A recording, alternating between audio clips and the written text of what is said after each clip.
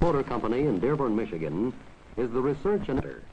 A concentration of engineers and stylists each year create the Ford family of fine cars. They also explore new concepts for automotive designs, probe new ideas, and develop very special kinds of research vehicles to prove out new features and new ideas. You are about to see the results of one such research effort.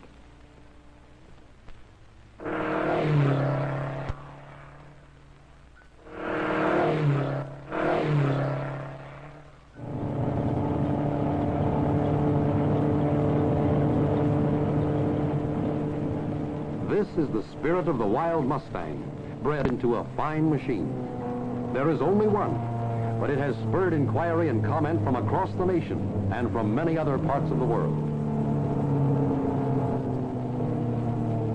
Actually, the Mustang is a research vehicle, conceived and brought to the stage of development testing by a group devoted exclusively to evaluating the feasibility and desirability of new automotive design concepts. Concepts that might be applied to future production cars. Why a sports car? The sports car is far from being new in concept. True. But over the years, it has influenced the development of passenger cars in all categories. And this type of vehicle is particularly suited to the plans of Roy Lund, manager of the Vehicle Concepts Department. He explains that his group, in collaboration with Ford's advanced stylists, have in mind certain features, potentially useful in a variety of models, which could best be developed and proved out in a sports car type vehicle. He is thinking of aerodynamically clean body shapes with improved seating positions.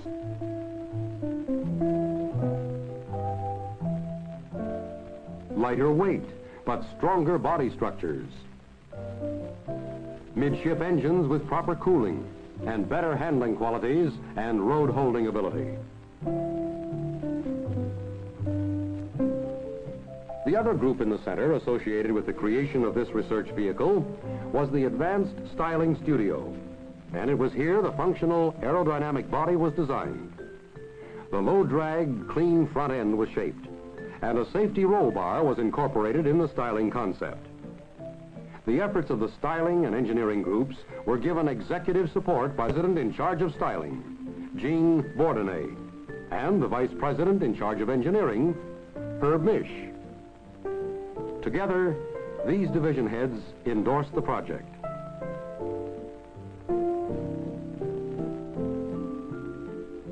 Having selected a sports car configuration, Roy Lund's group set themselves additional objectives.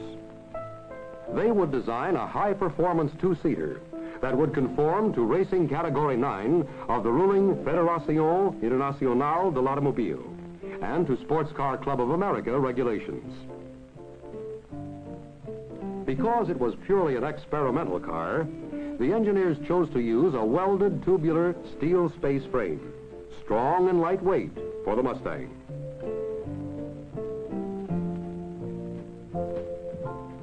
The test measurements for the frame were made on an accurate scale model that provided data easier and faster than calculating the many stresses. The model is detailed down to the attachment brackets for the front and rear suspension members. The actual frame was fabricated in California by the custom car builders Troutman and Barnes. In addition to being both lightweight and strong, the space frame can be built quickly.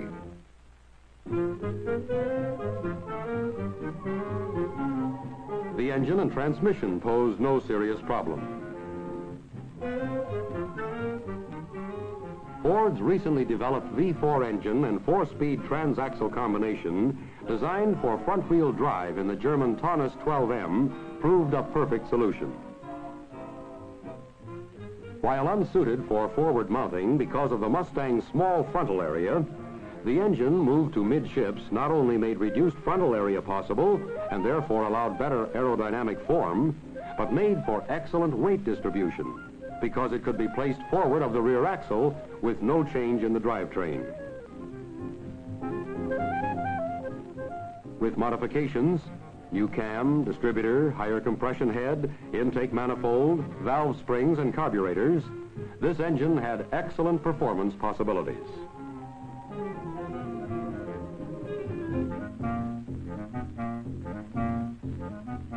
The design of the clean, small frontal area body that would be a two-seater and have a midship engine, of course, fell to styling. And after many preliminary drawings, the final design evolved. Clean entry, stylized roll bar, functional air scoops at the sides, a body that housed and reflected the car's advanced engineering ideas.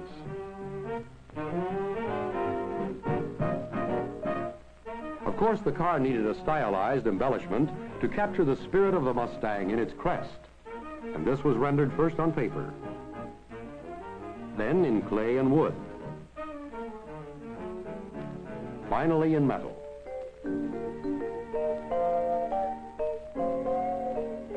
The special body was first developed in clay, starting with a wooden form called an armature, which helps make a faster, lighter, and less expensive model.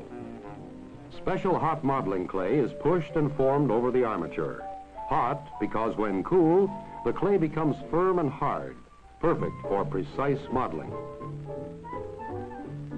A special bridge mounted on rails ensures that each contour of the side being modeled is accurately transferred to the other side.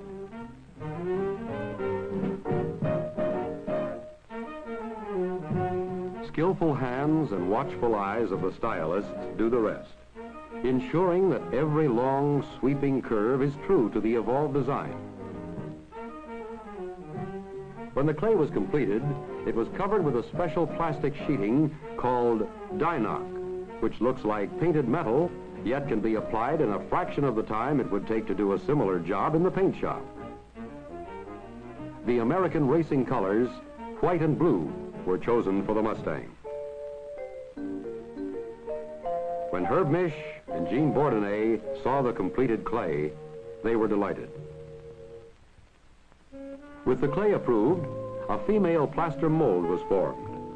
The clay was first coated with a parting agent, then with a lime slurry, then covered with Excelsior dipped in plaster.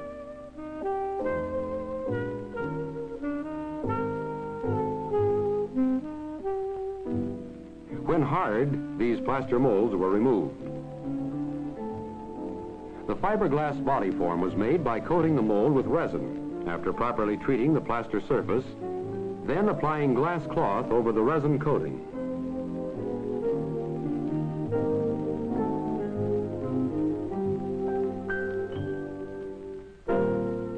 Smoothing the cloth to fit the contours.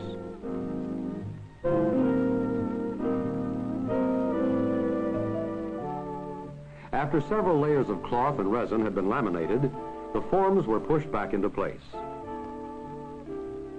When all the forms were joined and the fiberglass and resin laminate had cured, the molds were removed and the accurate fiberglass body form was finished.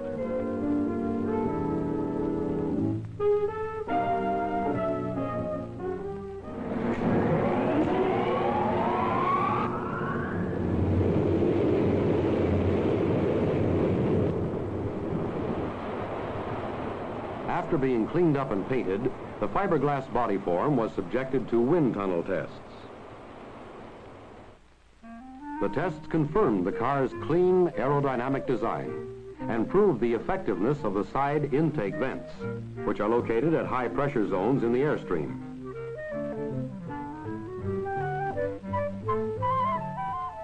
Following the wind tunnel tests, the fiberglass body form was sent to Troutman and Barnes.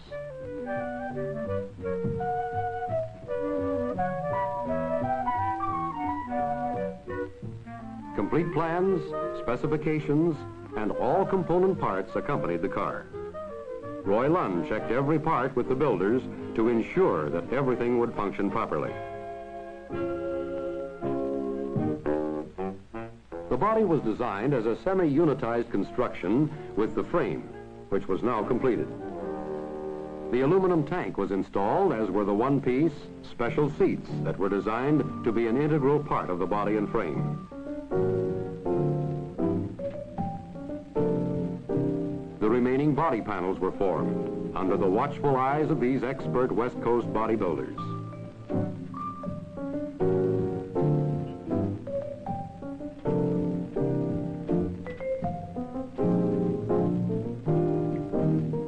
And their talented hands and hammers coaxed the aluminum into precise and graceful shapes.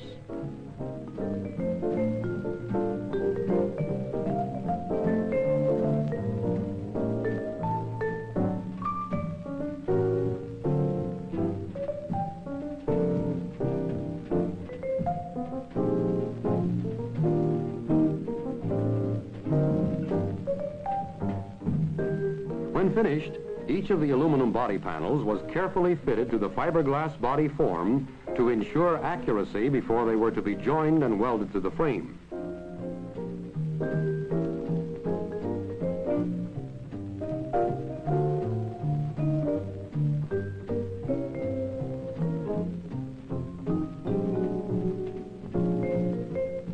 The completed aluminum body was flown to Dearborn, where the Mustang was finally assembled. First of the advanced features to be installed in the car was the adjustable pedal mechanism, providing for varying sizes of drivers. The brake and clutch master cylinders were mounted on the same unit and connected to the body by flexible hoses. A one-piece competition windshield was put in place. The large, easily visible instruments were mounted in a padded dash with a built-in grab handle.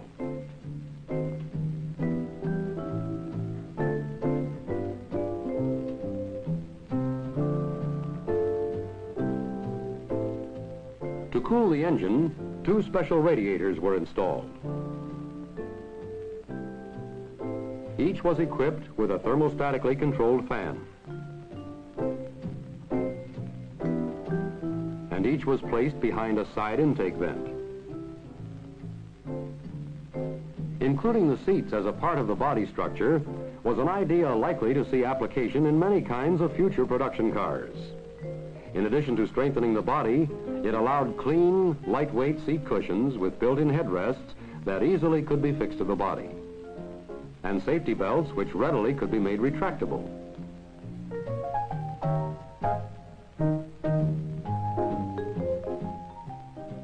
Special A-frame independent suspensions were designed for all four wheels.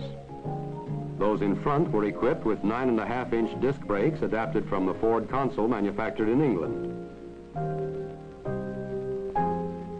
Combined spring and shock absorber units were installed all round.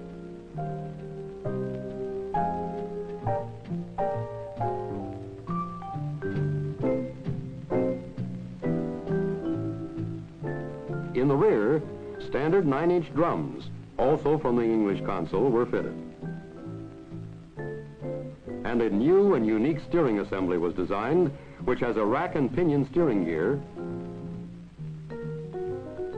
a flexible shaft,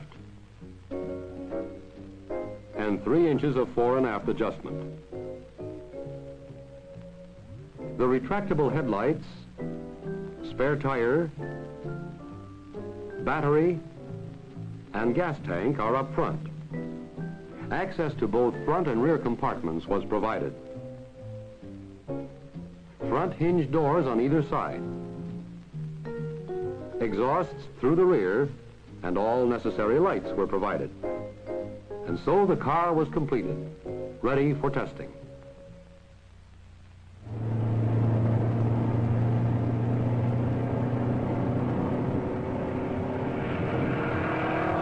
The faces of Ford's top executives reflected their surprise and delight in seeing this research car put through its paces for the first time. There was good reason for their interest and pleasure. Its advanced features made a lot of sense. They proved completely functional, added styling appeal, and could be applied to many of the company's future products.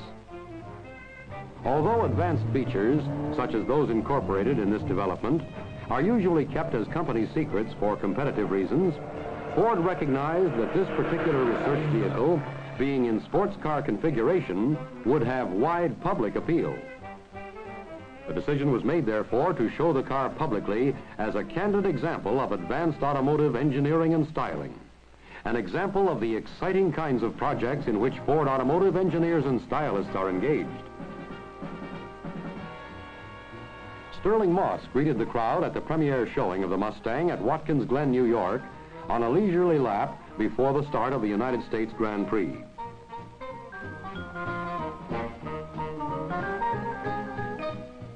Car and Driver magazine was one of the first of the many publications to recognize the engineering and performance potential of the Mustang, and its technical editor, Jan Norby, was invited to test the car.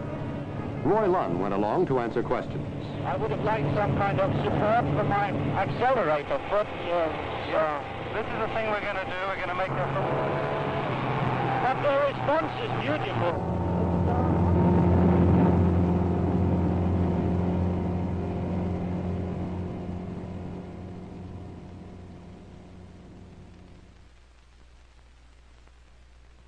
The other magazines shared Jan's enthusiasm. The Mustang is a V4 for fun. The car is a real eye-catcher, and the far-out features are all functional. The Mustang is a very serious engineering study.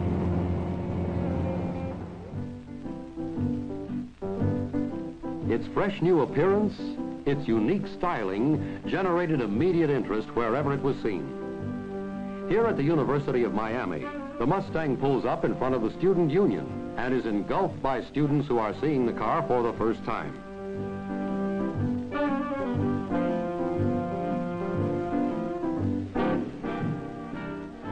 As everywhere, they are full of questions, want to know all about a car they had only heard about.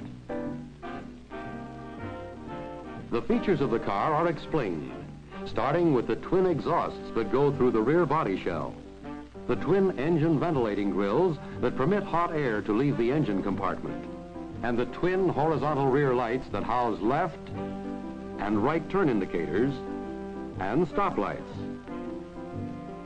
The Mustang emblem is also the latch that releases the rear deck lid. Derived from the new German Ford Taunus 12M engine, this road version has a single carburetor, high-speed cams,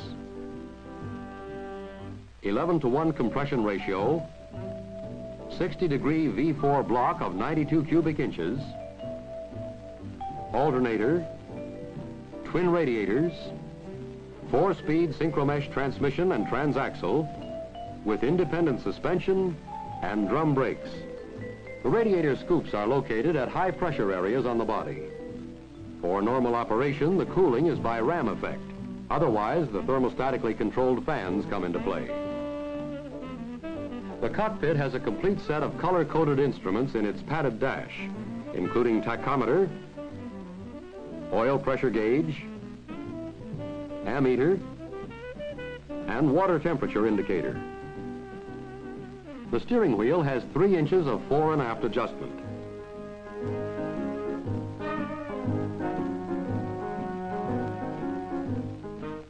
The pedals are adjustable and can be moved back and forth 4 inches by means of an easily accessible handle.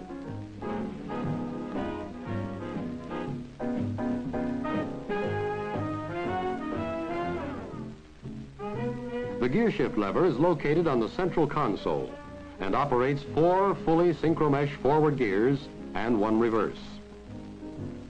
The handbrake of the fly-off type. Horn, choke, and directional signal control are also on the console. The wheels are magnesium to reduce unsprung weight, and the tires, 550/13s. The spare wheel and tire are up front, where their weight will do the most good.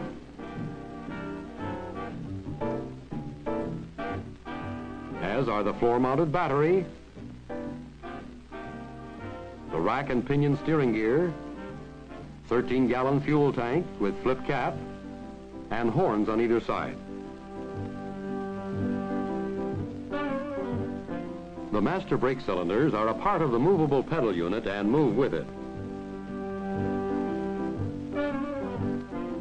For the cleanest possible front entry, the headlights swing through 180 degrees for night, a legal height above the road. Go flush for daylight driving. Similarly, the license plate can be flipped down for normal driving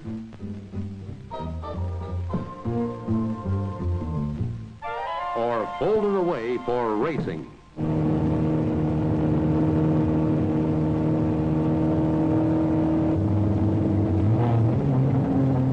As a sports car, the Mustang demonstrated excellent roadability on the closed-circuit road course at Daytona Beach. Its fully adjustable suspension was responsible for its optimum road handling and road holding characteristics.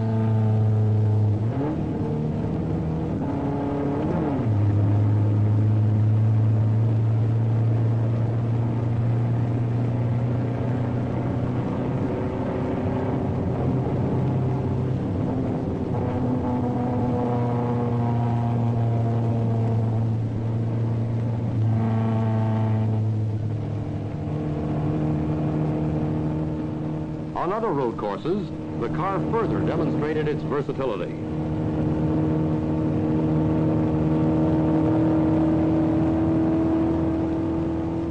And on the high-speed oval, it proved capable of impressive performance for a car with piston displacement of 1.5 liters, approximately 92 cubic inches.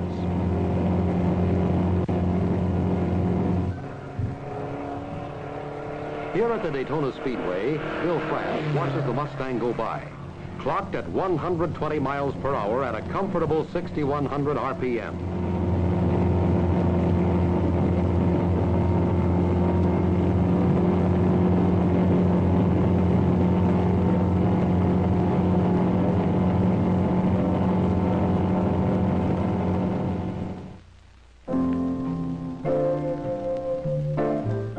Yes, the Mustang turned out to be the kind of car that dreams are made of.